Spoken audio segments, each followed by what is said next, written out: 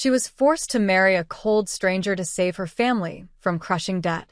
He was all sharp suits and colder eyes, treating her like a business deal. What she didn't know, he'd been watching her for years, and this marriage was his twisted way of keeping her safe from a world she never knew existed. The envelope arrived on a Tuesday. Elena Rossi didn't think much of it at first. Working as an art restorer at the Hartwell Museum in Manhattan meant dealing with paperwork constantly: insurance forms, provenance documents, acquisition letters. She trained herself to sort mail while eating lunch, one hand holding a fork, the other slicing through correspondence with a letter opener. But this envelope was different. Heavy, cream-colored, the kind of paper that whispered money before you even opened it. Her name was written in actual calligraphy across the front, and there was no return address. Just a wax seal she didn't recognize, a stylized V pressed into dark red wax. Elena set down her sandwich and studied it. Something cold settled in her stomach. She broke the seal. Inside was a single sheet of paper and a business card. The letter was brief, almost brutal in its efficiency. Miss Rossi, your father's debts have come due. The outstanding balance of $47 million must be settled within 14 days, or we will be forced to seize all family assets and pursue legal action against your brother, Marco, who co-signed the final loan documents. However, we are prepared to offer an alternative arrangement. Please contact our office immediately. Sincerely, Villano Legal Group. Elena read it 3 times, her hands starting to shake. $4.7 million. Her father had been dead for 2 years. How is this even possible? Her phone buzzed. Unknown number. Miss Rossi. The voice was smooth, professional, female. My name is Catherine Mills. I'm calling on behalf of Villano Legal Group. Did you receive our letter? Yes. Just now. But there must be some mistake. My father. Your father took out several high-interest loans to save his construction company in 2019. When he passed, those debts transferred to his estate. Your brother Marco signed as guarantor 6 months before your father's death. Elena's vision blurred. Marco. Her baby brother, who'd just turned 23, who was starting grad school at Columbia, who couldn't possibly have understood what he was signing. I don't have that kind of money, Elena said, her voice barely above a whisper. We understand, which is why Mr. Villano has authorized me to present an alternative. What alternative? There was a pause. It would be better to discuss this in person. Can you come to our office today? Say, 5 o'clock. Elena looked at the half-restored Renaissance painting on her workbench, the careful brushstrokes she'd been documenting all morning. Her normal, quiet, predictable life. I'll be there, she said. The Villano Legal Group occupied the top 3 floors of a glass tower in Midtown. Elena had walked past it 100 times without really seeing it. Now, standing in the lobby with its marble floors and modern art installations, she felt impossibly small. Catherine Mills met her at reception, a striking woman in her 40s with silver-streaked hair and a handshake like a vice. Thank you for coming on such short notice, Catherine said, leading her to a private elevator. Mr. Villano appreciates punctuality. Am I meeting him? I thought this was just about paperwork. Catherine's smile didn't reach her eyes. Mr. Villano takes a personal interest in all significant arrangements. The elevator opened directly into a penthouse office. Floor-to-ceiling windows overlooked Manhattan, the late afternoon sun turning the city gold. The furniture was expensive but minimal, all clean lines and dark wood. And standing by the window, silhouetted against the skyline, was a man. He turned as they entered. Elena's first thought was that he looked like he'd been carved from stone. Sharp jaw, high cheekbones, dark hair cut precisely. He wore a suit that probably cost more than she made in 6 months, and his eyes, gray, cold, assessing, swept over her with the efficiency of someone cataloging inventory. Miss Rossi, his voice was deep, controlled. I'm Daniel Villano. He didn't offer his hand, just gestured to a chair across from a massive desk. Elena sat because her legs suddenly felt unsteady. Catherine placed a folder in front of her and retreated to stand by the door. I assume you've had time to review our letter, Damien said, sitting down across from her. And to verify its accuracy. I don't understand how my father could owe you this much money. His company was struggling, but your father was desperate. Desperate men make poor financial decisions. Damien opened the folder, revealing page after page of documents, loan agreements, payment schedules, all bearing her father's signature. He borrowed from us when the banks refused him. We were his last option. And you charge him what? 50% interest? This is predatory. This is business. Your father understood the terms. Damien's expression didn't change.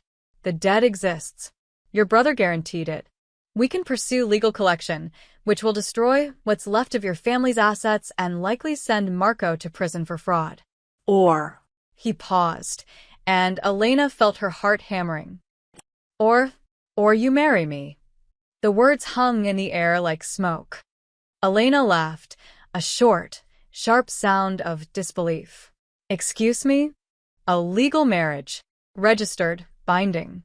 You'll take my name, live in my home, and fulfill the social obligations of being my wife for a minimum of 1 year. In exchange, your family's debt is erased. Marco walks away clean. Your mother keeps her house. This is insane. You can't just. People don't do this. People do many things when properly motivated, Miss Rossi. Damien leaned back, his gray eyes never leaving hers. I need a wife. You need your family protected.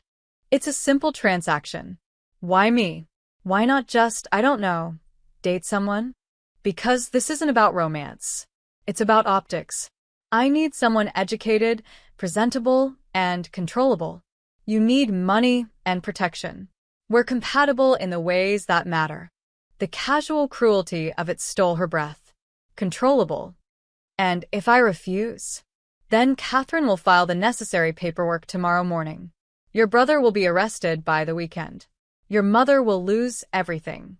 You'll spend the next decade paying off debts you didn't create. He straightened his cuffs. But please, take your time deciding. You have until 9 a.m. tomorrow. Elena stood, her chair scraping loudly. You're insane. I'm practical. Damien stood as well, towering over her. Catherine will show you out. The contract details are in the folder. Read them carefully. At the elevator, Elena's hands shook so badly she could barely hold the folder. Catherine pressed the button for her. For what it's worth, she said quietly, Mr. Villano doesn't make offers lightly. And he always keeps his word. The elevator doors closed, and Elena sagged against the wall. By the time she reached the street, tears were streaming down her face. She called Marco. He didn't answer. She called her mother. Elena? What's wrong? Mom, did Dad owe money to someone named Villano? The silence on the other end told her everything. Mom? Oh, sweetheart, her mother's voice cracked. Oh, Elena. I'm so sorry. That night, Elena's apartment was broken into. Nothing stolen, just destroyed. Paintings slashed. Furniture overturned. And on her mirror, written in red lipstick, 9 a.m. She didn't sleep. At 8:47 a.m., she walked back into that building. Catherine was waiting with a pen. The chapel was nothing like Elena had imagined a wedding would be. Not that she'd spent much time imagining weddings. Her work had always consumed her, leaving little room for romantic fantasies. But even in her most cynical moments, she'd never pictured this. A small private chapel in Westchester, sterile as a doctor's office, with exactly 7 people in attendance. 6 of them worked for Damien. Elena stood in the anteroom, staring at herself in a full-length mirror. The dress had been delivered to her apartment that morning, white silk, simple and elegant, fitting her perfectly. Someone had done their research. Someone had been watching her long before that envelope arrived. The thought made her skin crawl. It's time. Catherine appeared in the doorway, her expression professionally neutral. She'd been assigned as Elena's handler, apparently, making sure the merchandise showed up on schedule. Elena smoothed down the dress with trembling hands. I need a minute. Mr. Villano doesn't appreciate delays. Mr. Villano can wait 60 seconds. Catherine's eyebrow lifted slightly, surprise, maybe even respect, but she stepped back into the hallway. Elena closed her eyes and tried to breathe. She'd called Marco last night after signing the initial papers, told him everything was fine, that she'd handled Dad's old business debts. He'd been relieved, grateful, completely unaware that his sister had just sold herself to save him. Her mother knew. Elena had driven to her house in Brooklyn at midnight, sat at the kitchen table, and explained everything. Her mother had cried, tried to refuse, said they'd find another way. But they both knew there was no other way. The Villanos had made sure of that. I'll be okay, Mama, Elena had whispered, holding her mother's shaking hands. It's just a year. I can survive a year. Now, standing in this cold chapel, she wasn't so certain. The ceremony itself lasted less than 15 minutes. Damien stood at the altar in a black suit, his expression as unreadable as carved marble. Next to him was a man Elena recognized from the office, Vincent, his head of security. Tall, scarred, watching everything with predator's eyes. The other attendees sat in the front pew, 3 men in expensive suits, all wearing the same cold, assessing expressions. Damien's associates, his soldiers, more like. No one smiled. No one looked happy. The officiant, a nervous man in his 60s, rushed through the words like he was reading a grocery list. Do you, Damien Villano, take this woman? I do. Damien's voice was flat, efficient. And do you, Elena Rossi, take this man? Elena's throat closed. She looked at Damien, at those gray eyes that held no warmth, no emotion, nothing human at all. Miss Rossi, the officiant prompted. Damien's jaw tightened imperceptibly. Ido, Elena whispered. The ring appeared from nowhere, platinum, embedded with small diamonds, heavy on her finger. It felt exactly like what it was, a shackle with expensive decoration. You may kiss the bride. Damien stepped forward, and Elena's heart hammered. But he simply leaned in, pressed his lips to her forehead, cold, brief, impersonal, and stepped back. It's done, he said to Vincent. Not to her. Not to his wife. To his head of security. Elena felt something crack inside her chest. The reception, if it could be called that, took place in a private room at an upscale restaurant in Manhattan. Elena sat at Damien's right hand while lawyers circulated documents, while his associates talked in low voices about shipping routes and property acquisitions. No one spoke to her except to offer wine, which she refused. Damien barely looked at her. He was in his element here, commanding, controlled, discussing business with the casual authority of someone who'd never been told no in his life. The Brooklyn property closes next week, one of the men said. He had silver hair and a scar through his eyebrow. Santoro's people are contesting the zoning, but we have the city councilman's vote. Good. Vincent, make sure the transition is clean. No incidents. Understood. Elena pushed food around her plate, untouched. This was her wedding dinner. This was her new life.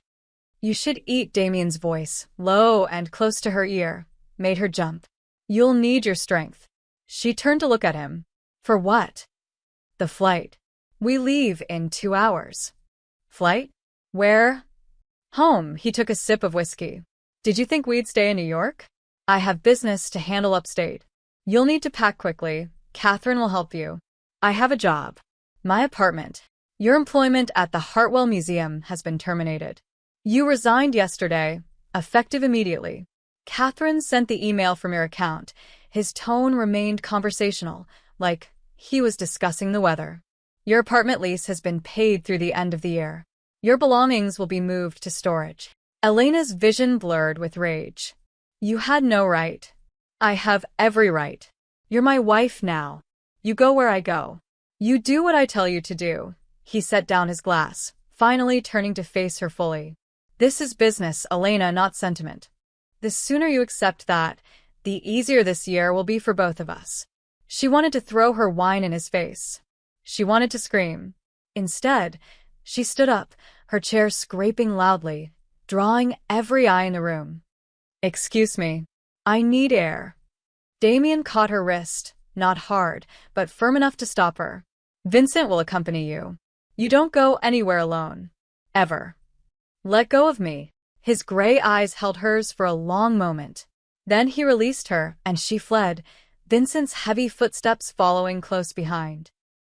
Outside, the city glittered with evening lights. Free people walked past, laughing, living their lives. Elena looked down at the ring on her finger and felt the trap close completely. In 2 hours, she boarded a plane to somewhere she'd never agreed to go. In 2 hours, her old life would be truly, finally over. The private jet was obscene in its luxury, leather seats that reclined into beds, a full bar, ambient lighting that somehow made everything feel like an expensive hotel. Elena sat by the window, watching New York disappear beneath clouds, and said nothing. Damien worked on his laptop the entire flight, occasionally taking calls in Italian. His voice shifted when he spoke his father's language, became sharper, more dangerous. "Elena caught fragments, sistemarlo, nessun testimone, entro venerdì endolit. No witnesses." By Friday. She pretended to sleep. They landed somewhere in upstate New York just after midnight. A car was waiting, black SUV with tinted windows. Vincent drove while Damien continued working on his phone, his face illuminated by the screen's cold glow. The road wound through dense forest, then opened suddenly onto a vista that stole Elena's breath despite everything. A lake. Massive, dark as ink, reflecting moonlight like shattered glass.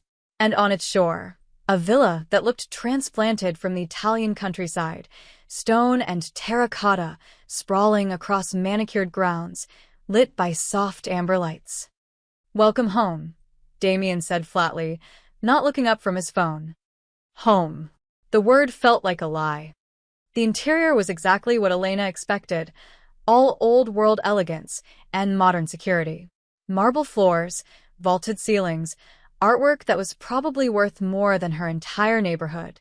But also cameras in every corner, motion sensors on the windows, and men in suits stationed at every entrance. A prison wrapped in luxury. Mrs. Villano, an older woman, appeared, gray hair in a neat bun, wearing a simple black dress. "I'm Maria, the house manager. Let me show you to your room." "Our room," Damien corrected, snapping his laptop closed. "She stays with me." Elena's stomach dropped. That wasn't in the contract. The contract says you'll fulfill the obligations of a wife. That includes appearances. If the staff thinks we sleep separately, word spreads. Word spreads, people ask questions. Questions lead to problems. He handed his briefcase to Vincent. "I'm not interested in problems." Maria looked uncomfortable but said nothing. Elena followed her up a curved staircase, down a hallway lined with more expensive art, mostly Renaissance pieces, she noted professionally. A different version of herself would have been fascinated. Now she just felt numb. The master suite was enormous. King bed with silk sheets, sitting area with fireplace, balcony overlooking the lake, and one bathroom. "Your clothes have been unpacked," Maria said gently, gesturing to a walk-in closet. "If you need anything, just call. I'm usually in the kitchen until 10-inch. "Thank you," Elena managed. When Maria left, Elena explored her new cage. The closet was full of clothes she'd never bought, designer labels, everything in her size, everything tasteful and expensive and completely impersonal. Someone had studied her, cataloged her measurements, her style, reduced her to data points and shopping lists. She tried the balcony door. Locked. The windows. Also locked. Her phone, the new one Catherine had given her, had exactly 6 contacts: Damien, Vincent, Catherine, Maria, her mother, and Marco. When she tried to add more, the phone vibrated with an error message. Contact additions require administrator approval. She was still staring at it when Damien entered, loosening his tie. "I need to call my friends," Elena said. "Let them know I'm okay." "No." "Excuse me? Your friends think you eloped with a man you'd been dating privately. Catherine sent them all a lovely email. Very romantic. They're happy for you. He poured himself whiskey from a decanter on the dresser. You'll video chat with your mother every Sunday at 2 p. and Marco can visit once a month, supervised. That's it. You can't isolate me completely. I can, and I will. You're safe because you're mine now. Don't mistake protection for freedom, Elena. The casual cruelty in his voice ignited something in her. I'm not yours. I'm not anyone's. This is a business arrangement, remember? You said so yourself. And the business requires you to stay alive and compliant. He took a sip of whiskey, watching her over the rim of the glass. There are people who would hurt you to hurt me, who would use you as leverage, who would make you disappear and leave pieces of you on my doorstep as a message. So yes, you're mine. My responsibility. My problem to manage. Who are you? Elena whispered. What are you really? Damien smiled, the first real expression she'd seen from him, and it was terrifying in its emptiness. I'm a businessman, Elena.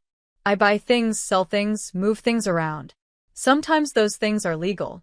Often they're not, but they're always profitable. You're a criminal. I'm pragmatic, he set down his glass. I'm also tired. The bed is large enough for both of us. Stay on your side. He disappeared into the bathroom, and Elena heard the shower start. She should run. Somehow find a way past the guards into the forest, to the road, to anywhere else. But she thought of Marco, safe at Columbia.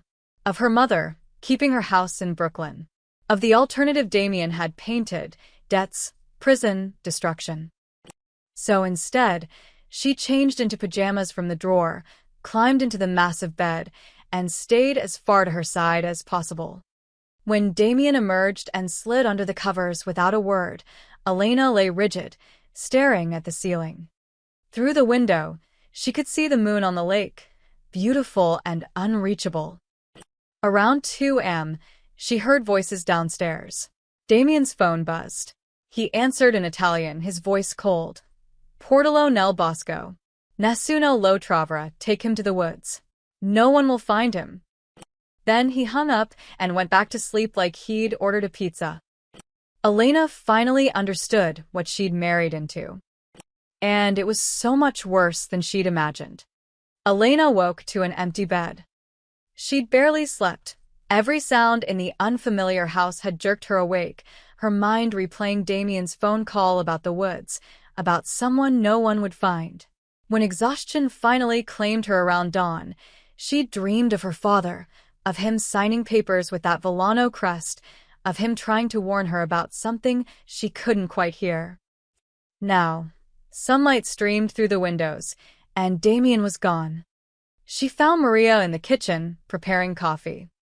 Mr. Volano left early for meetings, Maria said, handing Elena a cup.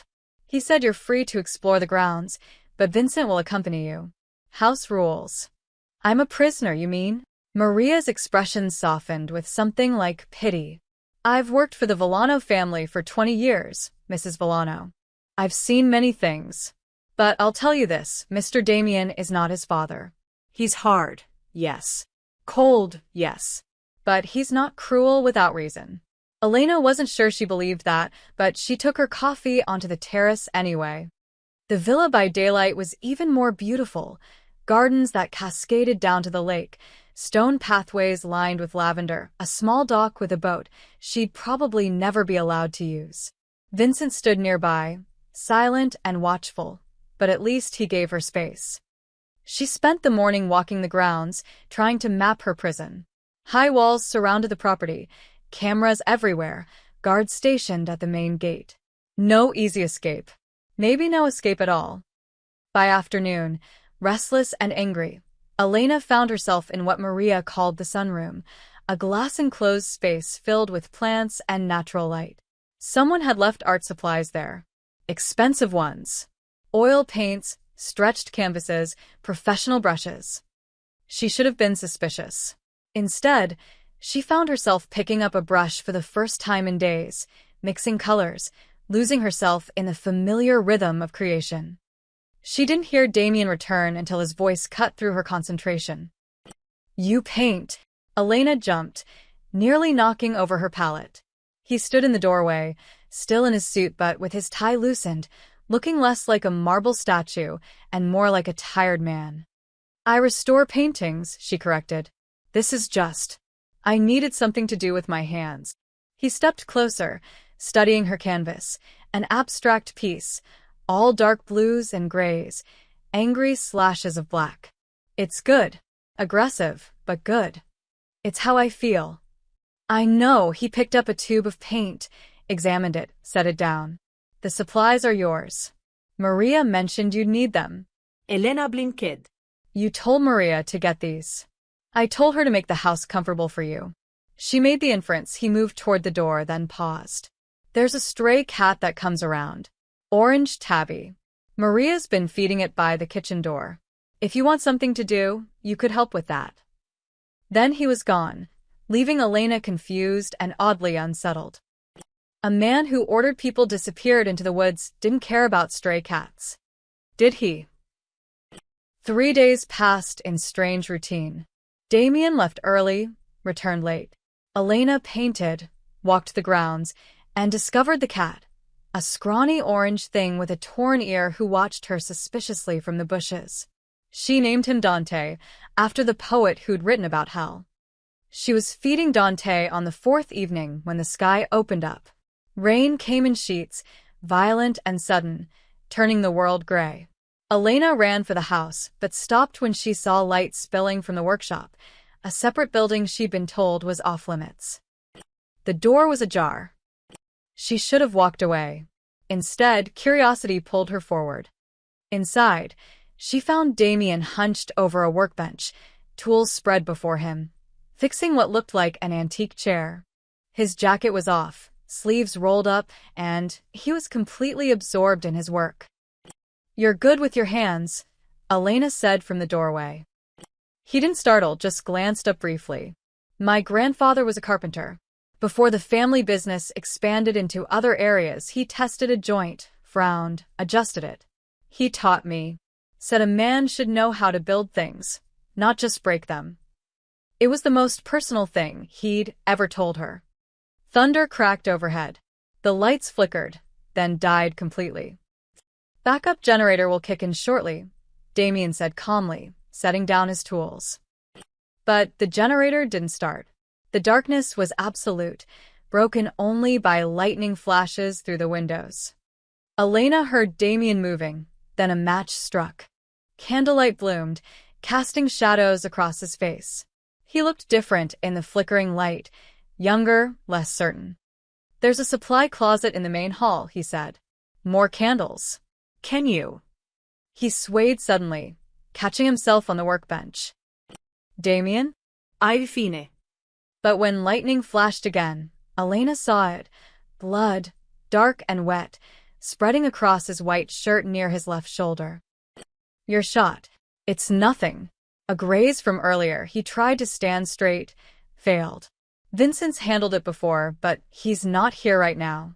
Drove into town for supplies before the storm. You need a doctor. No doctors. No hospitals.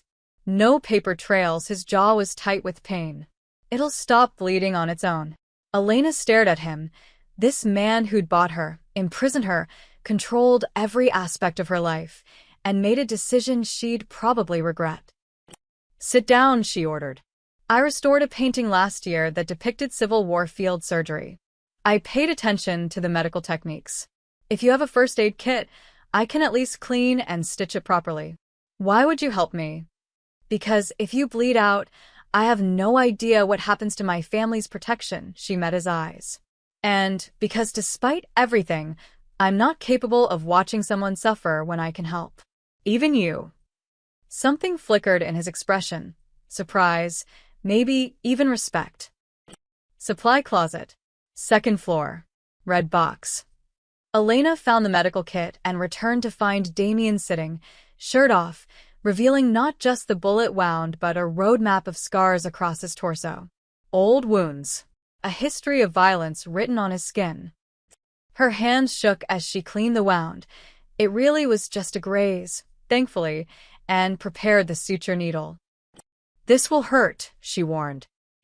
"It already hurts." She worked by candlelight, each stitch careful and precise.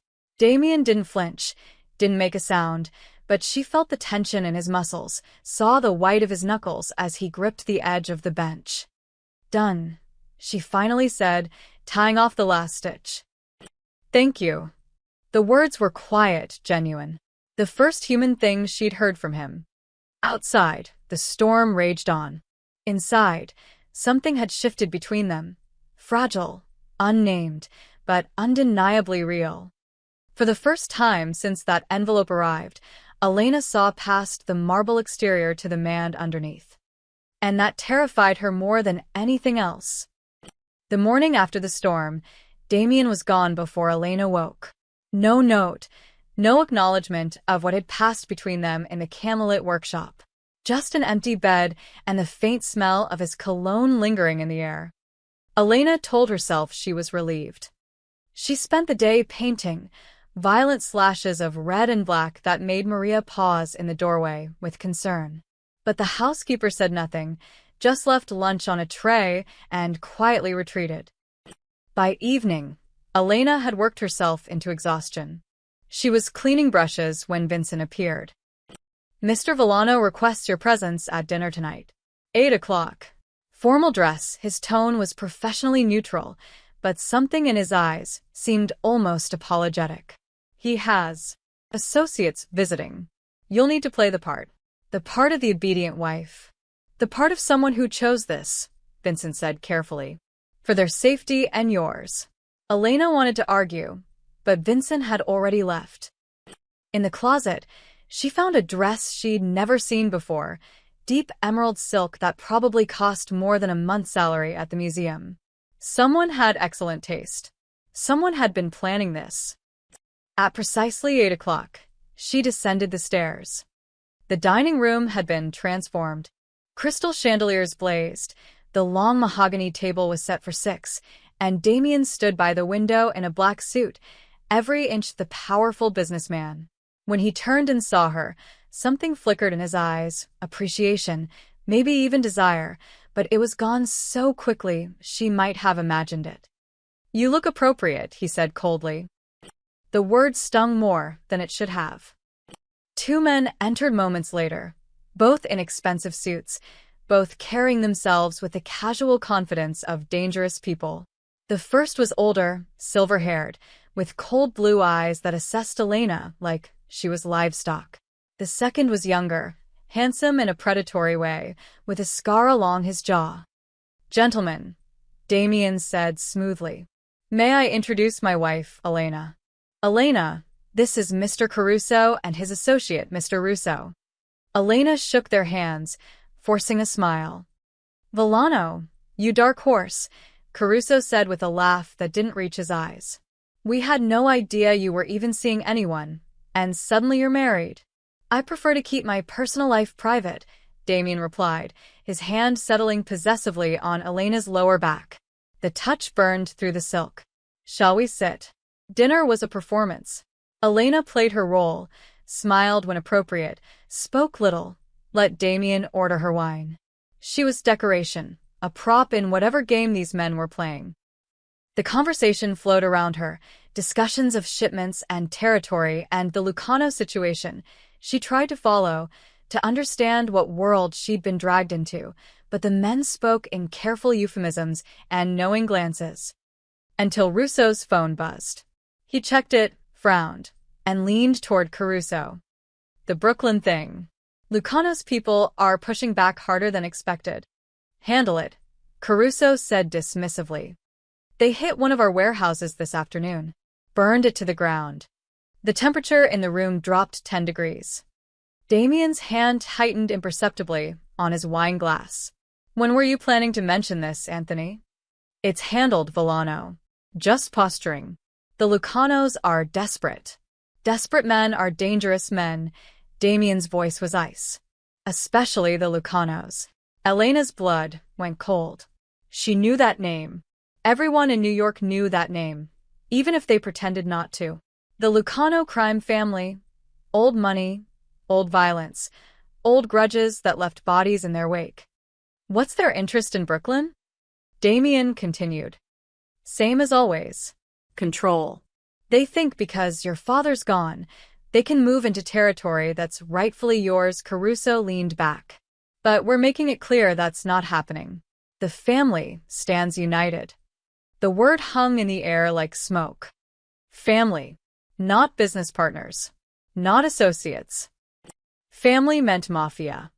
Elena's hands trembled in her lap. She'd suspected, of course. The guards, the guns, the whispered conversations. But hearing it confirmed, sitting at a table with these men who spoke casually of warehouses burning and territories and violence, it made everything horrifyingly real. She must have made some sound because Damien's hand found hers under the table, squeezed once. A warning or a comfort. She couldn't tell. My wife doesn't need to hear business talk, Damien said smoothly. Perhaps we should adjourn to my study for brandy? Elena can retire. Of course, Caruso stood, dabbing his mouth with a napkin. Lovely to meet you, Mrs. Villano. You're a lucky woman. Lucky. The word was a joke. Elena excused herself and practically fled upstairs. In the bathroom, she gripped the marble sink, staring at her reflection. The emerald dress, the perfect hair, the diamond ring, she looked like someone else entirely. She looked like a mafia wife. When Damien finally came to bed hours later, reeking of cigar smoke and whiskey, Elena was pretending to sleep. He stood over her for a long moment. She could feel his gaze. I know you're awake, he said quietly. She opened her eyes. You heard too much tonight, he continued, his voice devoid of emotion. The men you met, the business we discussed, you'll forget all of it. You'll never speak of it. Not to Mother, not to Marco, not to anyone. Understood? And if I don't, then you become a liability. And I protect my interests by eliminating liabilities. He began unbuttoning his shirt. But you're smarter than that, Elena. You know when to stay silent. She did. God help her, she did. That night, she dreamed of her father again.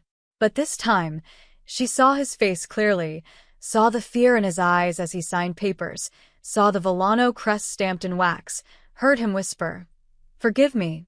She woke trembling, tears on her cheeks. Beside her, Damien slept soundly, one hand resting near the gun on his nightstand. Elena stared at the ceiling until dawn, understanding finally settling over her like a shroud. She hadn't just married into danger. She'd married into a war. You need to smile more. Catherine was adjusting Elena's diamond necklace in the back of the limousine, her expression critical. They were heading to Milan, not the city in Italy, but an upscale art gallery in Manhattan's Chelsea district. Some philanthropist's charity gala that Damien deemed important enough to drag Elena into the city for. I'm smiling, Elena said flatly. You look like you're at a funeral. Tonight, you're madly in love with your husband. You're the envy of every woman in the room. Can you manage that? Elena wanted to say something cutting, but Damien's voice interrupted from across the car. She'll be fine, Catherine. Won't you, Elena? It wasn't really a question. He looked devastating in his tuxedo, hair perfectly styled, every inch the sophisticated businessman. No one at this gala would guess what he really was, what he really did. I'll be perfect, Elena said, meeting his eyes with defiance. Something almost like amusement crossed his face. The gallery was spectacular, 3 floors of contemporary art, champagne fountains, New York's elite draped in designer labels, and inherited wealth. Elena felt eyes tracking them the moment they entered. Women assessed her with barely concealed envy or curiosity. Men studied Damien with respect and wariness. Stay close, Damien murmured, his hand at her back. Smile. Look enchanted. And if anyone asks how we met, we've been dating quietly for 8 months. Love at first sight. Very romantic. You're a terrible romantic. I'm an excellent liar. There's a difference. He guided her through the crowd, shaking hands, making introductions Elena immediately forgot. She played her part, laughed at appropriate moments, gazed at Damien adoringly, let him tell their fabricated love story to curious socialites. It was exhausting. She was studying a particularly striking abstract piece when a voice behind her said, "Elena Rossi? My God, it really is you." She turned to find Professor James Mitchell, her mentor from Columbia, the man who'd guided her through her master's program, who'd written her recommendation for the Hartwell position. Professor Mitchell, Elena's smile became genuine for the first time that night. "I didn't know you'd be here. I'm on the museum's acquisition board now. But Elena, I heard you resigned from Hartwell? What happened?" His kind eyes were full of concern. "And married? This is all so sudden." Life has a way of surprising us. She felt Damien materialize beside her, his presence like a cold front moving in. "James Mitchell," the professor said, extending his hand. "I taught Elena at Columbia. Brilliant student. The museum was lucky to have her." Damien Villano, the handshake was brief, territorial. "Her husband. And yes, I'm well aware of my wife's talents." Villano, Professor Mitchell's expression shifted subtly, recognition, then something like confusion. "The Villano Group? I consulted on an estate acquisition last year. Your company was involved in the bidding." "We have diverse interests." Damien's tone was pleasant, but Elena felt the warning in it. "Yes, I remember now. The Rossi construction contracts came up in the due diligence. Your father and Elena's father had business dealings, didn't they?" Small world. Professor Mitchell turned to Elena. "Is that how you two met? Through your families?" Elena's throat went dry. "Something like that," Damien said smoothly. "Though I prefer to think fate played a larger role. If you'll excuse us, Professor, I see someone I need to speak with." He steered Elena away before Mitchell could respond. "He knows," Elena whispered urgently. "He connected the dots. He suspects. He doesn't know. There's a difference." Damien's grip on her arm was firm. "And he won't pursue it because he's smart enough to understand when curiosity becomes dangerous." "You'd threaten him?" "I'd protect what's mine. There's a difference there, too." They spent another hour circulating. Elena's face hurt from fake smiling. But then, near the exit, she saw Professor Mitchell again, this time talking quietly with a woman in a red dress, showing her something on his phone. Their eyes met across the room. He looked worried for her. The car ride back was tense. Vincent drove while Damien worked on his phone, and Elena stared out the window at the city lights. They were crossing back into Westchester when Damien finally spoke. "You handled yourself well tonight. I'm an excellent liar too, apparently. It's a useful skill in this life. This isn't my life. This is your prison." Damien's jaw tightened, but before he could respond, the night exploded. The rear windshield shattered. Vincent swore and swerved. Elena screamed as Damien threw himself over her, dragging her down to the floor. More gunfire. The sickening thud of bullets hitting metal. "Stay down," Damien shouted. His weight pressed her into the floor, protective and suffocating. Vincent accelerated, weaving through traffic.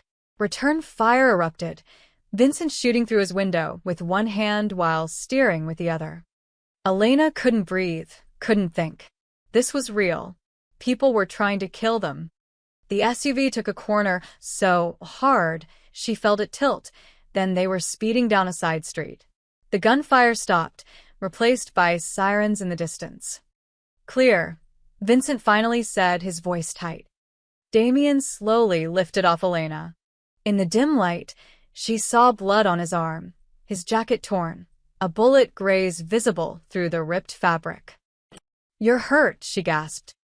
"I'm fine," but his hands shook slightly as he helped her sit up. Glass glittered in her hair, on her dress. "Are you hurt? Did they hit you?" No. "No, I don't think so." He cupped her face, checking her over with something like panic in his eyes. Then he caught himself, the mask slamming back into place. "Lucanos," Vincent said grimly. "Had to be. Get us home." Now, Damien pulled out his phone. And someone's going to answer for this. Elena started shaking, the adrenaline crash hitting hard. Damien pulled her against his chest without a word, his heart pounding against her ear. They'd tried to kill him. They'd tried to kill her too. This was real. This was her life now. And there was no going back. Elena couldn't sleep. Every time she closed her eyes, she heard gunfire, felt glass exploding around her, tasted fear sharp and metallic on her tongue. Damien had insisted the villa's doctor examine her, a quiet man who asked no questions and confirmed she was physically unharmed. Emotionally was another story. It was 3 a.m. when she finally gave up on sleep and slipped out of bed. Damien was sprawled across the sheets, one arm thrown over his face, his wounded arm freshly bandaged. Even in sleep, he looked tense, ready for violence. Elena wrapped herself in a silk robe and padded downstairs. The house was dark except for emergency lighting and the glow of security monitors in Vincent's office. She could hear his voice, low and urgent, speaking to someone about perimeter reinforcement and doubling the night watch. She should go back upstairs. Should try to sleep. Should stop asking questions. Instead, she found herself walking toward the one place she'd been explicitly forbidden to go, Damien's private study. The door was locked, but Maria had mentioned once that Damien kept a spare key in the library, hidden inside a hollowed-out copy of The Prince by Machiavelli. Of course he did. Her hands trembled as she unlocked the study door and slipped inside. The room was pure Damien, dark wood, leather furniture, walls lined with books and locked cabinets. His desk was massive, organized with military precision. And on it, barely visible in the moonlight streaming through the windows, was a folder. Rossi Holdings was printed across the tab. Elena's heart hammered as she opened it. The first page was a dossier on her. Her photo, her education, her employment history, her daily routines. Everything documented with disturbing thoroughness. There were photos she'd never known were taken. Her leaving the museum, having coffee with friends, visiting her mother in Brooklyn. He'd been watching her for months. Maybe years. Deeper in the folder, financial documents showing her father's construction company, the loans, the cascade of debt. But there were older papers too, contracts between her father and someone named Antonio Villano, dated 15 years ago. Damien's father. The contracts were for construction projects that looked legitimate on the surface, but the payment structures were strange. Large cash deposits, offshore accounts, vague deliverables. Her father had been building something for the Villano family, something they wanted hidden. Then she found the photographs. Her father and Antonio Villano shaking hands outside a construction site. Her father looking nervous, diminished next to the older Villano's commanding presence. More photos. Her father at family dinners with the Villanos, her father signing papers, her father looking increasingly desperate as the years progressed. And then a newspaper clipping. Construction magnate Thomas Rossi dies in apparent suicide. Elena's vision blurred. Her father hadn't just borrowed money. He'd been trapped in the same web she was caught in now. He'd been owned. She kept searching, her hands shaking, and found a letter. Handwritten. Old. Dear Thomas, I'm writing this knowing I may not survive to deliver it in person. The Lucanos are closing in, and my time is running short. But I want you to know that our agreement stands beyond my death. My son Damien will honor our arrangement. When the time comes, he will protect your children. Your debt will not fall on them, unless they refuse protection. Then I cannot help what follows. You built many things for me, Thomas. Some legal, some less so. But you never asked questions, and for that loyalty, your family will be shielded from the consequences. Trust Damien. He's harder than I ever was, colder, but he keeps his word. Make sure Elena and Marco stay out of this world. It's no place for good people. Antonio.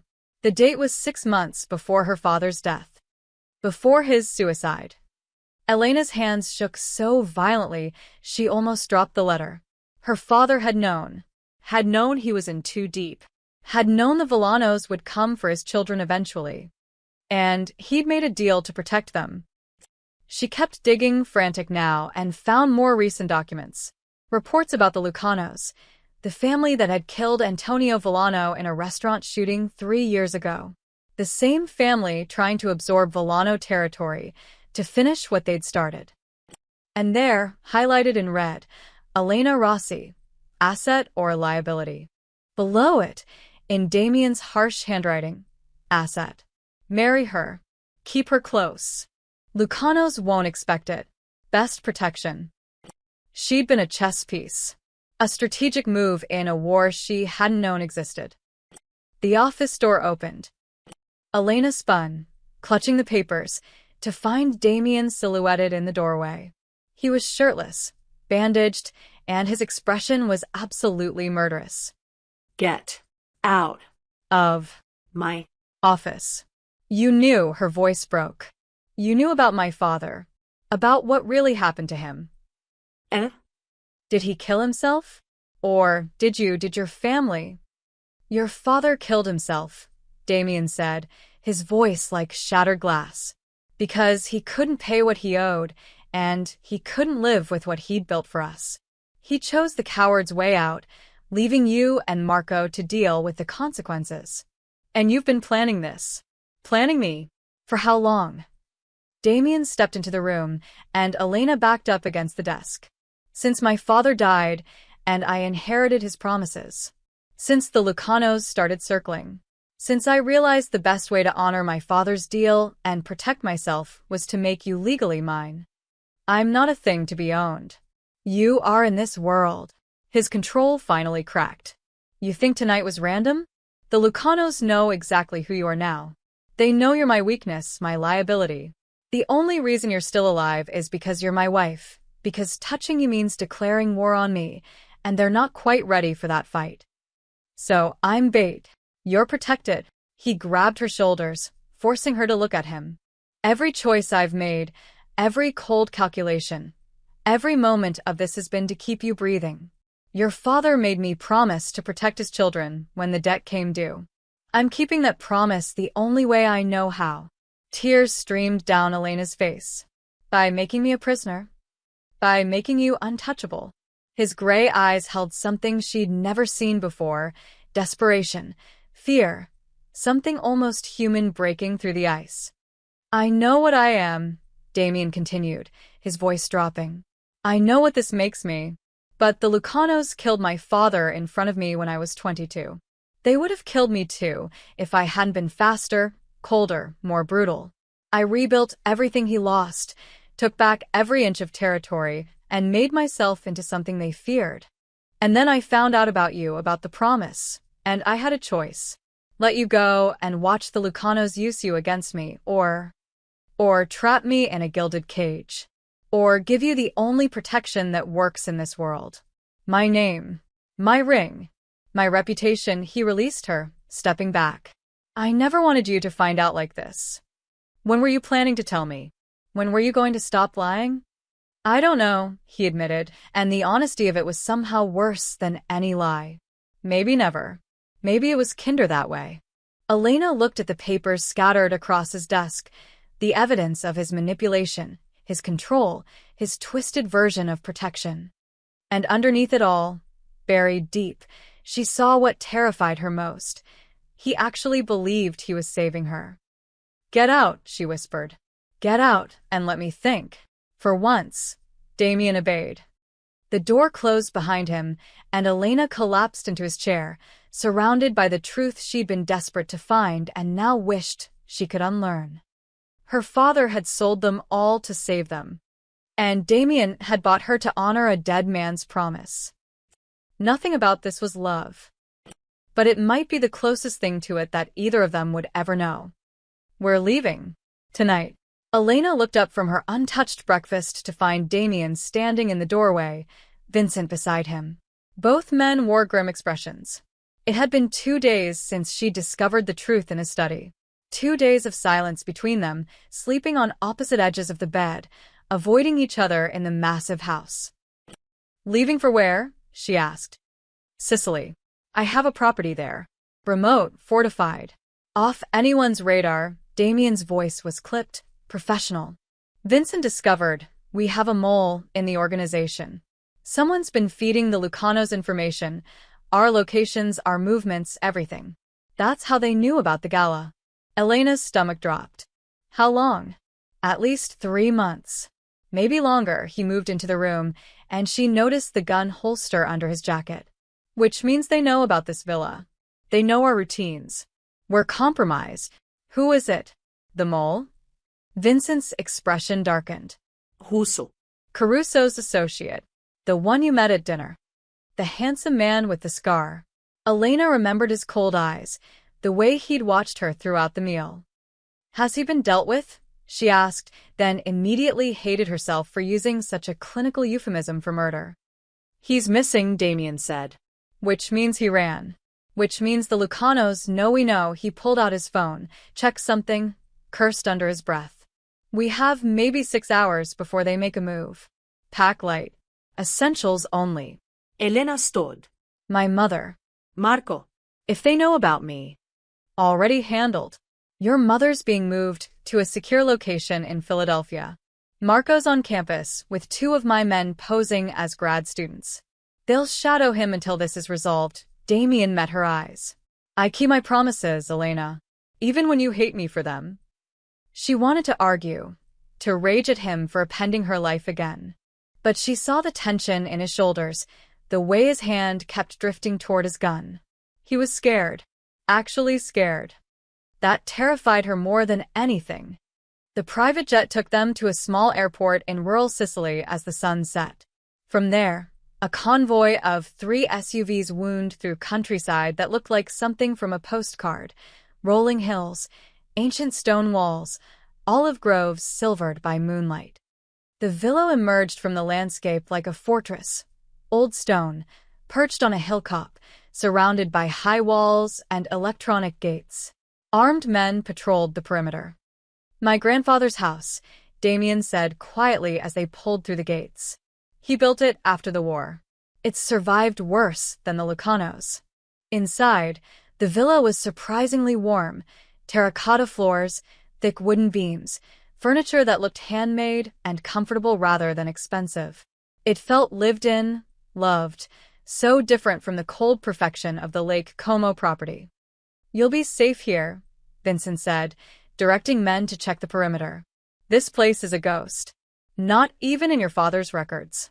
Damien bought it through shell companies years ago. Elena walked to a window overlooking the valley.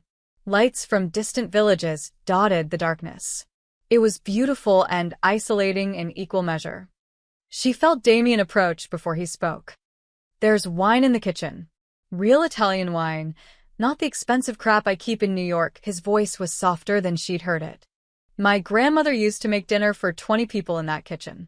She'd sit me down and make me practice my Italian while she cooked. You had a grandmother? I had a family. Before all this, he stood beside her, close enough that she could feel his warmth. Before my father dragged us into deeper waters. Before the Lucanos came. It was the most human thing he'd ever shared with her.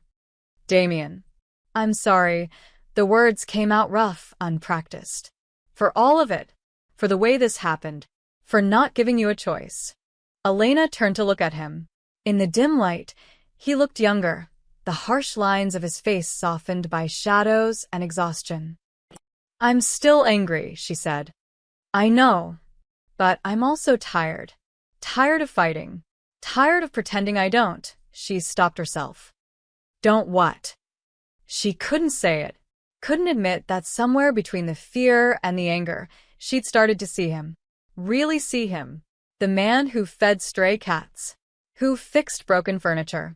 Who'd thrown himself over her body without hesitation when bullets flew. Instead, she said, I'm tired of being scared. Damien's hand found hers, tentative, asking permission. I'll keep you safe. Whatever it costs. Even your life. Especially that. The truth in his voice made her chest ache. Over the next 3 days, something shifted between them. Damien worked from the villa's office, coordinating with his people, hunting for Russo, shoring up defenses. But in the evenings, they had dinner together in that warm kitchen, real conversations about art, about his grandmother's recipes, about Elena's dreams before everything fell apart. He taught her some Italian. She made him laugh, actually laugh, when she mispronounced words. They drank wine on the terrace and watched stars emerge over the valley. It felt like peace. Like maybe, impossibly, they could find a way through this. On the fourth night, Elena reached for his hand across the dinner table. Damien's fingers intertwined with hers, and something in his expression cracked open. Vulnerability, longing, hope. Anna, E. The explosion shattered the moment. The villa's east wall erupted in flames. Alarms screamed. Glass rained from above as windows shattered.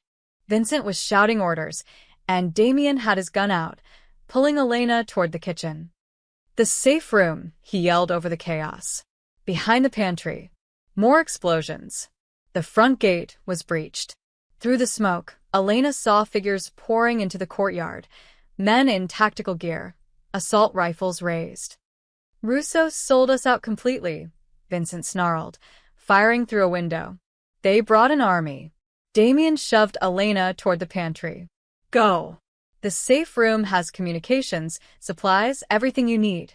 Lock yourself in and don't come out until—" A bullet took out the window above them. Damien tackled Elena to the floor as gunfire erupted from multiple directions. She saw Vincent take a hit to his shoulder, saw two of their guards go down. They were outnumbered, outgunned. Dying. "I'm not leaving you," Elena gasped, clutching Damien's jacket. "You don't have a choice." He pulled her up, half-dragged her to the pantry. Behind a false wall was a steel door. He punched in a code with shaking fingers. "Get inside." "Please, Elena. Please." The door opened to reveal a small fortified room. Monitors, weapons, supplies. But Elena grabbed his face, forced him to look at her. "Promise me you'll make it out. Promise me." His gray eyes held hers for one eternal moment. Then he kissed her, desperate, fierce, full of everything they'd never said. "I promise," he lied. He shoved her inside and sealed the door. Through the monitor, Elena watched him rejoin Vincent, watched them fight with the savage efficiency of men with nothing left to lose. She screamed, pounded on the door, but it was built to withstand worse than her fists. The firefight lasted 7 minutes. Then silence. Smoke obscured the cameras. Elena couldn't see anything, couldn't hear anything except her own ragged breathing and the pounding of her heart. When the smoke finally cleared, the villa was burning. Bodies littered the courtyard. And Damien was gone. Elena didn't know how long she stayed in that safe room. Hours blurred together in the darkness, the monitors showing nothing but smoke and flames, the radio silent, her voice hoarse from screaming Damien's name into the void. When the door finally opened, she lunged forward with a piece of pipe she'd found, ready to fight. "Mrs. Villano, it's me, Vincent." Covered in blood and soot, his left arm hanging uselessly at his side, but alive. Behind him were 3 other men, all looking like they'd crawled through hell. "Where is he?" Elena demanded. "Where's Damien?" Vincent's expression told her everything before his words did. The east wing collapsed. He was still inside when his voice broke. "I tried to go back for him. They dragged me out." The whole structure came down. No one could have survived. "No." Elena shook her head violently. "No, he promised. He promised me." "I'm sorry." She shoved past him, running through the ruined villa. The east wing was a catastrophe. Walls collapsed inward, wooden beams still smoldering, the air thick with ash. She screamed Damien's name until her throat bled, dug through rubble with her bare hands until they were torn and bleeding. "Mrs. Villano, we need to leave." Vincent's good hand on her shoulder. "The Lucanos might return. We need to get you out of Sicily." "I'm not leaving him." "He's gone." Vincent's voice cracked. "He's gone, and he died protecting you. Don't make that sacrifice meaningless." Elena collapsed in the ash and rubble, grief tearing through her like shrapnel. She'd spent weeks hating him, fighting him, resenting every moment of their forced marriage. And now he was gone, and all she could feel was the crushing weight of things left unsaid. She'd been falling for him, despite everything, maybe because of everything. And now she'd never get to tell him. Vincent and his men half-carried her to a car. They drove through the night to a different airport, boarded a different plane. Elena sat numb and silent, Damien's blood still on her hands from clawing through the rubble. "Where are we going?" she finally asked. "Wherever you want," Vincent said. "Mr. Villanos will leave everything to you. His assets, his properties, his businesses. You're one of the richest women in America now," he paused. "And you're free." Free. The word felt like a curse. What about the Lucanos? With Damien gone and most of his operation in shambles, they'll consolidate what they want and move on. You're no longer useful to them. No leverage, no threat. Vincent met her eyes. You get to walk away. That's what he wanted. Elena looked out at clouds painted gold by sunrise.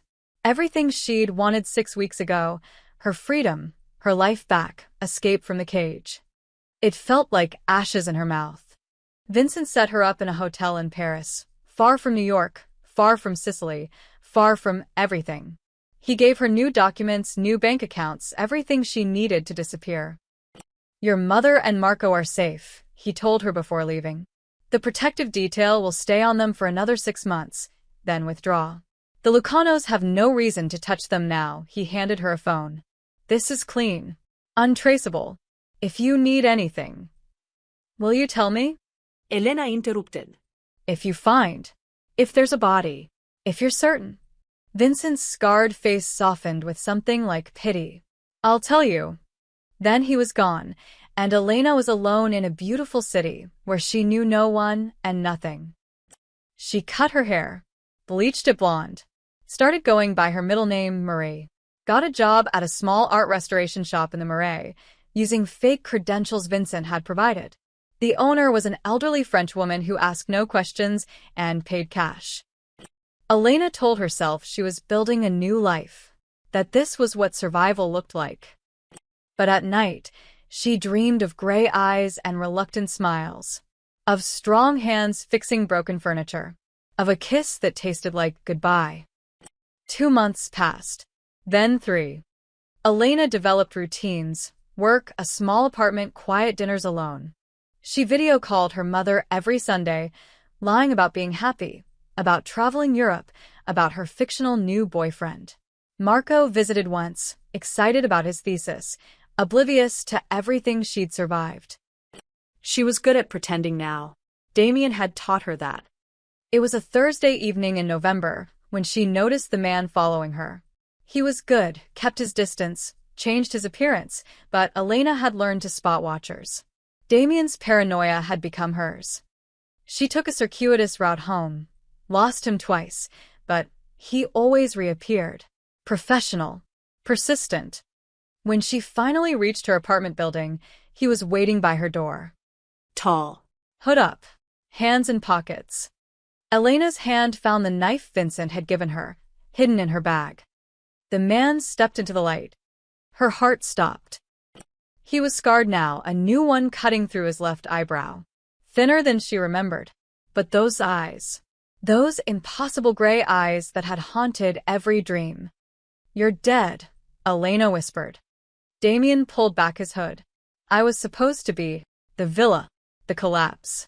Vincent said what I told him to say. Damien's voice was rough, exhausted. The Lucanos needed to believe I was dead. It was the only way to end it. The only way to give you your life back. Elena couldn't breathe. You let me think. You let me grieve. I know, shame and pain crossed his features. I'm sorry. But I needed you to be convincing. Needed everyone to believe it. The moment people knew I survived, you'd be in danger again. Then why are you here? Why risk it? He stepped closer, and she saw how much those months had cost him. The weight loss, the exhaustion, the barely healed wounds. Because I couldn't stay away, his voice broke. Because every day away from you felt like dying slowly. Because I'm a selfish bastard who'd rather risk your life than live without you. You left me. Tears streamed down her face. You made me fall for you, and then you left me in that room to watch you die. I was trying to save you. I didn't want to be saved. I wanted you. The confession hung between them like a gunshot. Damien closed the distance, cupped her face with shaking hands. Eh? She slapped him. Hard. Then grabbed his jacket and kissed him with all the rage and grief and desperate love she'd been carrying. He kissed her back like a drowning man finding air. When they finally broke apart, both breathing hard, Elena whispered, "If you ever fake your death again, I'll kill you myself." Deal. He pressed his forehead to hers. I'm sorry. For everything. For all of it. Shut up and come inside before someone sees you. She pulled him into her apartment, into her arms, into the life she'd been trying to build without him. And for the first time since that villa burned, Elena felt like she could finally breathe. Damien was gone when Elena woke. For one terrible moment, she thought she'd dreamed the entire thing, that grief had finally broken her mind, conjured him from desperate longing. But then she saw the note on her pillow, written in his precise handwriting. Had to leave before light. Too dangerous to be seen. I'm sorry. I'll explain everything. Tonight. Same place, midnight. D. Elena crumpled the note in her fist, emotions warring inside her. Relief that he was alive. Fury that he'd let her suffer. Fear that this was all some new manipulation.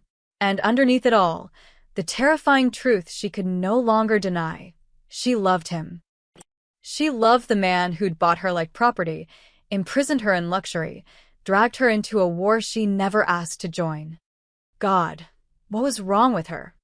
Work was impossible. Elena ruined a 17th-century frame by applying the wrong solvent, her hands shaking so badly that Madame Dubois sent her home early with concerned questions Elena couldn't answer. She spent the afternoon pacing her tiny apartment, replaying everything. Damien's scars. The way he'd looked at her, like she was oxygen and he'd been suffocating. The desperate honesty in his kiss. But also, the lies. The manipulation. The months of grief he'd put her through because he decided what was best for her without asking. At 11:30, she almost didn't go. At 11:50, she grabbed her coat. He was waiting in the shadows of a closed bookshop, hood up, hands jammed in pockets. When he saw her, something in his expression cracked open, relief so profound it looked like pain. You came? I'm an idiot, apparently. Elena crossed her arms. You have 10 minutes to explain before I walk away forever. They walked as he talked, staying to dark streets where security cameras were sparse. After the villa collapsed, Vincent and 2 others pulled me from the rubble, Damien said, his voice low and urgent. I was barely conscious, 3 broken ribs, concussion, burns. But I was alive. And in that moment, bleeding on the ground, I realized something. As long as Damien Villano existed, you'd never be free. The Lucanos would always use you against me. My enemies would always see you as my weakness. So, you decided to die. I decided to give you a choice. Something I never did before. He glanced at her. Those gray eyes haunted. Vincent spread the word. Damien Villano died in the villa attack. The Lucano family celebrated. My own people held a funeral. And you got to walk away. While you did what? Hid in Sicily? While I dismantled everything. Every criminal enterprise, every illegal operation, every dirty business deal my father started, and I continued. I spent 3 months burning it all down, severing ties, paying off debts, liquidating assets. He stopped walking, turned to face her fully. Everything I built, everything I destroyed it. For you. Elena stared at him. Why? Because you were right. That life, that world, it was going to destroy us both. And I couldn't, his voice cracked. I couldn't watch it destroy you. The money? The businesses? I kept the legitimate companies, real estate, shipping, imports. Everything legal. Everything clean. The rest is gone. He pulled out a folder from inside his jacket, handed it to her. including this. Inside were legal documents, pages and pages of transfers, foundations, charitable trusts, all in her name. What is this? Everything I liquidated, about $400 million, it's yours. Or rather, it's in a foundation under your control. For art restoration, education programs, scholarships for kids from families like yours, he smiled sadly. I figured you'd know better what to do with dirty money than I ever did. Elena's hands shook as she flipped through the papers. This was real. He'd actually done it. And you, she whispered. What about you? I'm nobody now.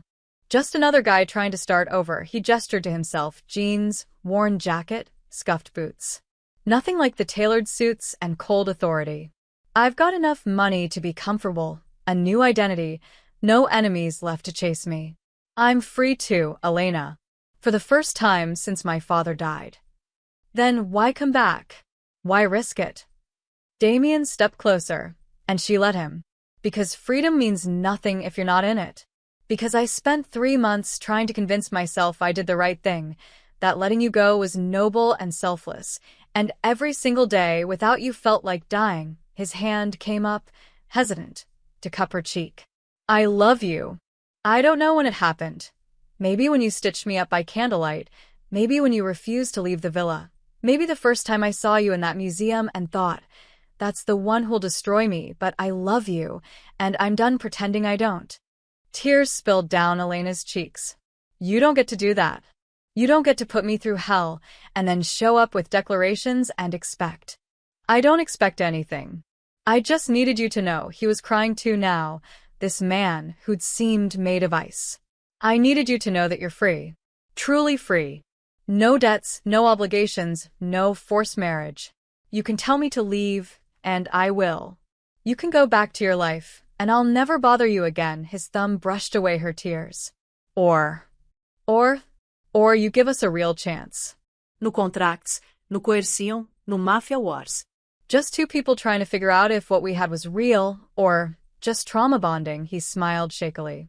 I'm betting on real, but I've been wrong before. Elena looked at this man who'd been her captor, her protector, her tormentor, her savior, who'd stripped away everything he was to give her, everything she needed. I hate you, she whispered. I know. I love you too, and I hate that I do. I know that too. She grabbed his jacket, pulled him down, kissed him hard. If we do this, if we try this, no more lies. No more deciding what's best for me. No more secrets. No more secrets, he promised against her lips. And therapy. Lots of therapy. Because we are deeply dysfunctional. He laughed, actually laughed, and it sounded like hope. Whatever you need. A car turned onto the street, and they both tensed, old instincts dying hard. But it passed without incident, just normal people living normal lives. The life they could have now. If they were brave enough to try. I have an apartment the size of a shoebox, Elena said. You have to actually work for a living. No private jets or armed guards. Just normal. Normal sounds terrifying. It really does. Let's try it anyway. She took his hand, this stranger who wasn't a stranger, this enemy who'd become something else entirely. And together, they walked into the darkness, towards something neither of them knew how to name. But maybe, just maybe, it looked like freedom. The knock on Elena's door came at 7 a.m. on a Tuesday, exactly 1 week after Damien had reappeared in her life.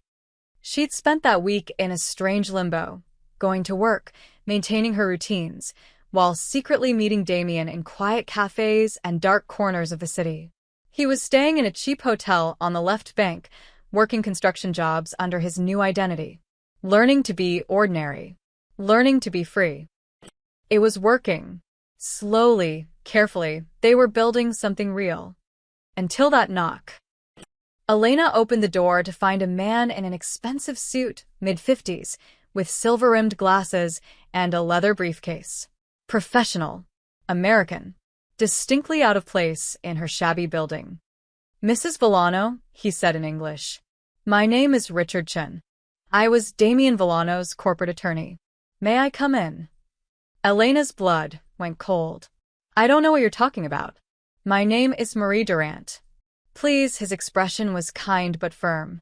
I have information you need to hear. It's about your husband, and it's about why he really died. She let him in because what choice did she have? Chun sat in her only chair, opened his briefcase with practiced efficiency, and pulled out a folder. Another folder. Elena was so tired of folders containing life-altering information. First, you should know that Damien Villano is legally dead, Chun began. His will was executed, his assets distributed according to his wishes. Everything was handled exactly as he specified before the Sicily incident. I know about the foundation, Elena said carefully. The money he liquidated. That's not all he liquidated, Mrs. Villano. Chun laid out documents, page after page of property transfers, business dissolutions, account closures. In the 3 months before his death, Mr. Villano systematically dismantled his entire criminal enterprise. He paid off debts, severed relationships with criminal organizations, dissolved partnerships that had existed for generations. Why are you telling me this? Because you deserve to understand what he sacrificed. Chun pulled out more papers. These are testimony statements. Mr. Villano spent the last year of his life secretly cooperating with federal investigators. He provided evidence against the Lucano crime family, evidence that led to 47 indictments, including the family's leadership. Elena's head spun. He was working with the FBI? With several agencies, actually. It started after his father's murder. Damien wanted revenge, but he was also smart enough to know that going to war would only perpetuate the cycle. Chen's expression softened. The marriage to you wasn't just about protection, Mrs. Villano.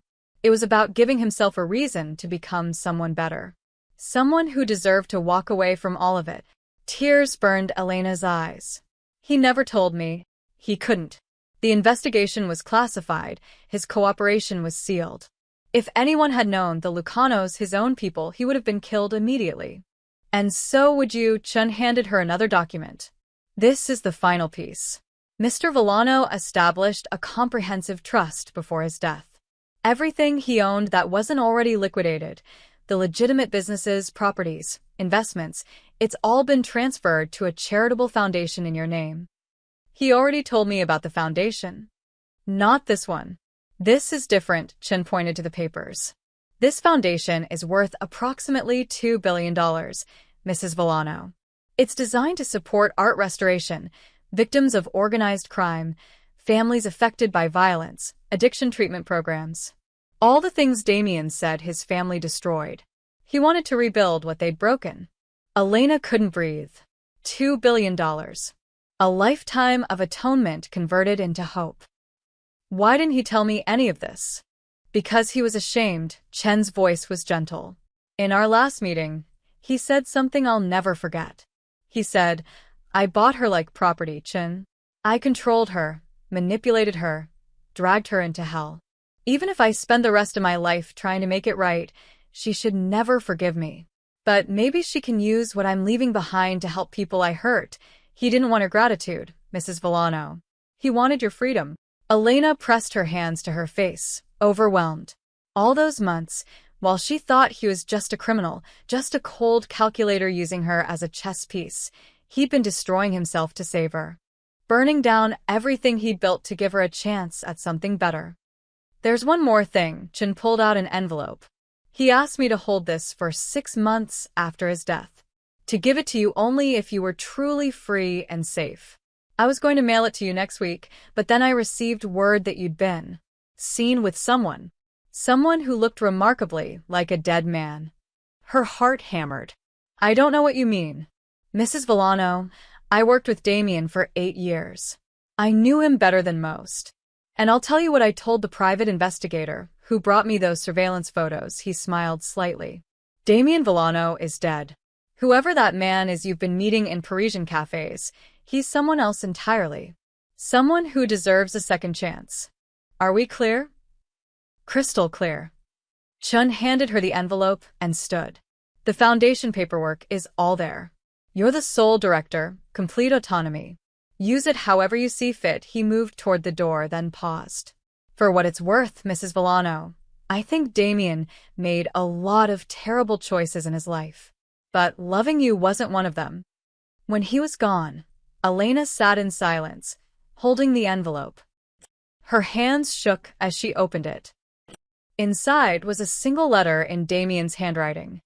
Elena, if you're reading this, I'm 6 months dead and you're 6 months free. I hope you're happy. I hope you're painting again. I hope you've forgotten my name. I'm not going to apologize again for what I did. You know I'm sorry. You know I'd undo it all if I could. But I can't. So instead I tried to undo the damage my family caused. The foundation is yours to control. Chun will help you navigate everything. I kept one thing for myself, the villa by the lake where we were married. Legally, it's in a trust that reverts to you if you ever want it. But I've instructed Chun to maintain it as is, empty, a monument to the life I'm leaving behind. Our beginning is preserved there. Maybe someday you'll want to see it again. Maybe you'll want to burn it down. Either way, it's yours. You asked me once what I really was. I think I was a man trying to be good, who only knew how to be ruthless. But with you, I learned something else. I learned what it felt like to want to be better, to actually try. That's the greatest gift you ever gave me, Elena. Not your obedience or your presence or your eventual acceptance, but the possibility that I could be someone worth your love. I hope whoever you're with now, whoever you choose in your freedom, treats you the way I never did. With gentleness, with honesty, with the respect you always deserved. Thank you for teaching me how to be human again.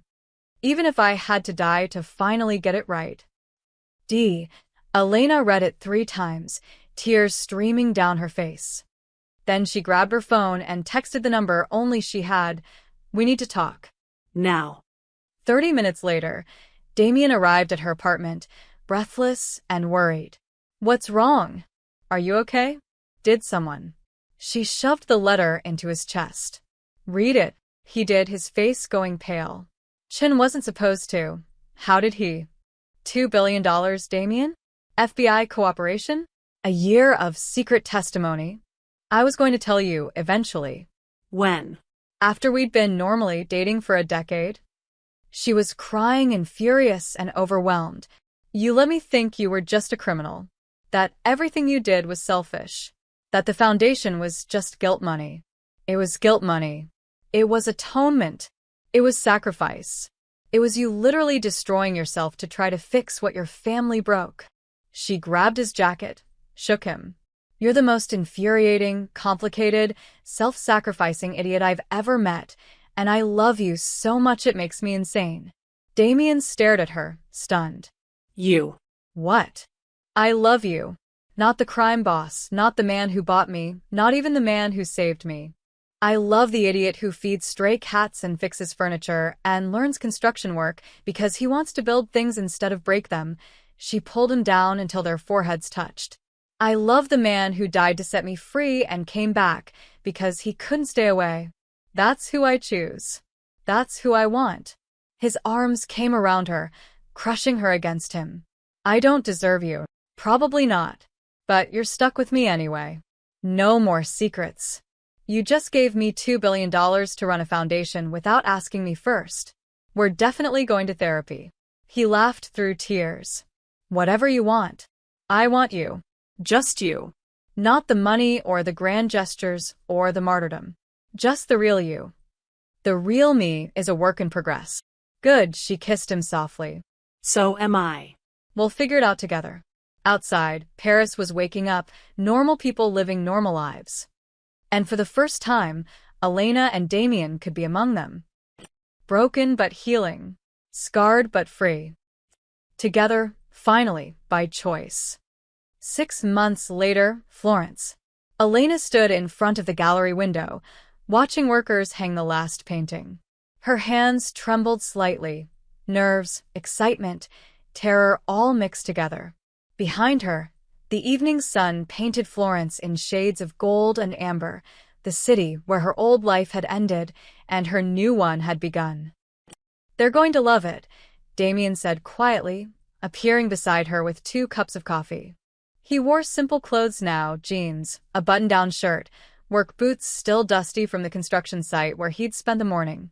He'd started a legitimate restoration company, rebuilding old structures throughout Italy, putting broken things back together.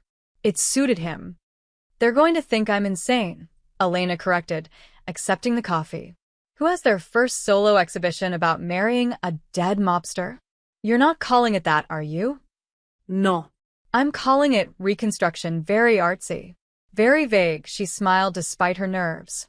But everyone's going to know anyway. Chun made sure the foundation's work got press coverage.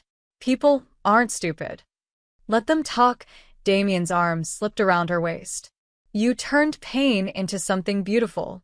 That's what art is supposed to do. The exhibition was Elena's catharsis, 12 paintings chronicling her journey from that first envelope to this moment. Abstract pieces mostly, emotion rendered in color and texture rather than literal representation. But one painting was different. The Man by the Lake hung in the center of the gallery. It showed a figure in a dark coat standing at the edge of water, his face obscured by shadows, his posture suggesting both power and terrible loneliness. It was the only piece she'd painted from memory rather than feeling. The only one that showed him as she'd first seen him, before she knew his story, before she understood his scars. I still think you made me too mysterious, Damien said, studying it. I painted what I saw. A stranger who terrified me. She leaned into him. I'm glad you're not a stranger anymore. They'd spent the last 6 months building a life that was shockingly ordinary. A small apartment in Rome. Regular jobs. Dinners with Elena's mother and Marco, who'd finally learned the truth and forgiven them both after several loud arguments. Therapy, so much therapy, working through trauma and control issues and the complicated ethics of falling in love with your captor. It wasn't perfect. Elena still had nightmares about gunfire. Damien still instinctively scanned rooms for exits. But they were healing. Together. The foundation was thriving too. Elena had hired a professional team to manage operations, but she stayed involved, personally selecting art restoration projects and victim support programs. Last month, they'd funded the restoration of her old museum's Renaissance wing. Full circle. You should get ready, Damien said, checking his watch. Doors open in an hour. Are you staying? Do you want me to? She turned to face him fully. I want you to live your life, Damien. Not hide in the shadows because of who you used to be. Chun was right. That man is dead. You're someone new now. Someone better, I hope. Someone real. She kissed him softly. Stay. Let people see us together. Let them wonder. I don't care anymore. His smile was genuine, reaching his eyes in a way it never had before. Then I'll stay. But I'm not wearing a tie. Deal. The gallery opening was everything Elena had dreamed. Collectors, critics, art lovers, they filled the space, studying her work, discussing technique and emotion and meaning. Several pieces sold within the first hour. A major museum expressed interest in the entire collection. But Elena kept finding herself drawn back to The Man by the Lake. People gathered around it, discussing the lonely figure, the sense of isolation and power it conveyed. No one seemed to recognize the man it depicted, or if they did, they were polite enough not to mention it. Until she saw him. Professor Mitchell stood in front of the painting, studying it with the careful attention he'd taught Elena to apply to artwork years ago. When he noticed her approaching, his expression was complicated, concern, understanding, perhaps even approval. Elena, he said warmly, embracing her. This is extraordinary work. Truly. The whole exhibition is remarkable. Thank you, Professor. That means everything coming from you. He glanced back at the painting. I heard rumors, about what really happened. The marriage, the circumstances. I'm ashamed I didn't push harder when something felt wrong. You couldn't have helped. No one could have. Perhaps his gaze drifted across the gallery to where Damien stood talking with another visitor. Is that him? The man from the lake. Elena's heart hammered. Professor. I'm not asking as someone who wants to expose you, Elena. I'm asking as someone who cares about you. His voice was gentle. Are you happy? Are you safe? Are you here by choice? She looked at Damien, at the man who'd bought her freedom with his own destruction, who'd learned to be gentle after a lifetime of violence, who still made her coffee every morning and asked about her dreams every night. Yes, she said simply. To all of it. Professor Mitchell studied her face, then nodded. Then that's all that matters. Sometimes the stories we tell ourselves about right and wrong are too simple for the complicated truth of being human. He moved on to examine other paintings, leaving Elena standing alone in front of her portrait of shadows and water. She felt Damien approach before she saw him. People keep asking about that one, he murmured. Wondering who the mysterious figure is. Let them wonder. Should I be worried you immortalized me looking like a villain? You were a villain. That's what makes the rest of our story interesting. She slipped her hand into his. Besides, villains are always more compelling than heroes. Is that what we are? A compelling story? We're a messy, complicated, probably ill-advised love story that somehow worked out, she smiled. The best kind. As the evening wound down and the last visitors trickled out, Elena did one final walk through the gallery. Her journey, her pain, her transformation, all of it captured in paint and canvas. Public now. No longer a secret she had to carry alone. Damien was waiting by the exit, keys in hand, ready to go home. Home. Not a prison. Not a cage. Just a small apartment they'd chosen together, filled with second-hand furniture and books and art supplies and evidence of a life being built from scratch.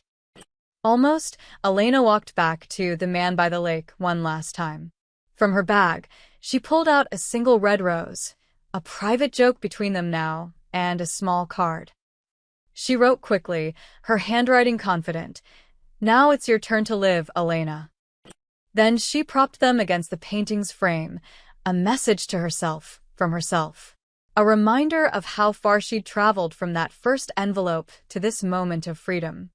Damien watched from the doorway, understanding without words. When she joined him, he took her hand, and they walked out into the Florence night together. No guards. No fear. No scripts to follow. Just two broken people who'd found a way to heal each other. The gallery door closed behind them, but the light inside kept burning, illuminating the paintings, the stories, the evidence that even the darkest beginnings could transform into something beautiful. And somewhere in that light, the man by the lake stood frozen in paint, forever watching, forever waiting, forever free. The end.